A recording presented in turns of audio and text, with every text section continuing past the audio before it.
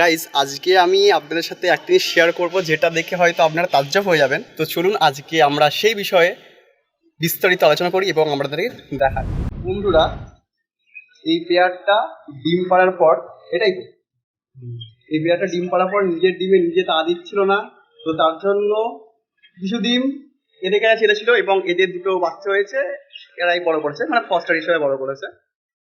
কিন্তু তারপর আবার একটা ডিম পাড়ে, যে ডিমটা ছেলে দেয় হচ্ছে এই বুর্দি পাখির কাছে, এবং এরা এই বাচ্চাটাকে বড় করছে, মানে বুর্দি পাখি বড় করছে ককটেলের বাচ্চাকে, মানে অস্বাভাবিক। আমি চেষ্টা করছি, ভয় পাচ্ছি এখন, ক্যামেরাটা দূরে নিয়েছে, যদি খাওয়াই তাহলে আপনাদের সাথে শেয়ার করার ট্রাই করছি। তো বন্ধুরা, একটা তুলসী পাতা দেওয়া হয়েছে, এই খাচ্ছে, আই হোপ খাওয়ার পরে খাওয়াবে, তো ওয়েট করছি।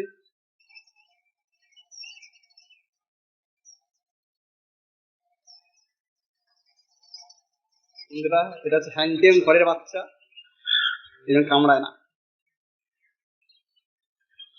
এটা বয়স কত হবে?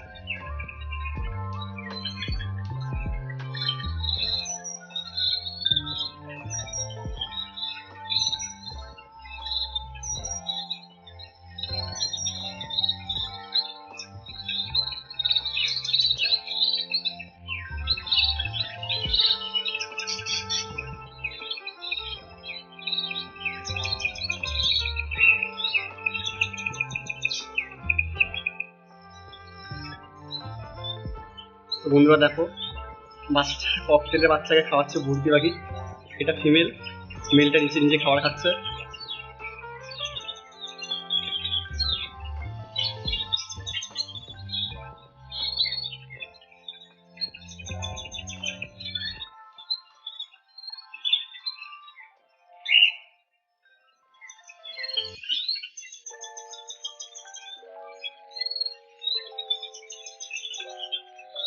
এই ছোট থেকে একদম ডিম ফোটানোর থেকে বড় করা পর্যন্ত এই বুর্দি পাখিগুলো করেছে।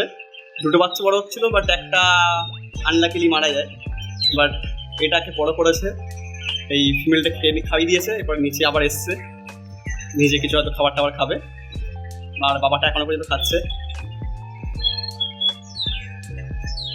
এই যে মাটা এখন খাবার খাচ্ছে। এখানে দেওয়া হয়েছে হচ্ছে সফট ফুড দেওয়া হয়েছে, ডিম, গাজর, আর কি দিয়েছে, ভাত দিয়েছে, ভাত, এইসব মিলিয়ে দিয়েছে। যদি এটা ভালো লেগে থাকে তাহলে বলবেন। বাবাটা উপর দিকে খাওয়াচ্ছে। ভাবুন বাচ্চাটা কত বড়, যে ফান্ডাটা একদম নিচ থেকে উপর পর্যন্ত মুখ বের করে দিচ্ছে, তাহলে বুঝতেই পারবেন যে কত বড় বাচ্চাটাকে এটা ফিট করাচ্ছে।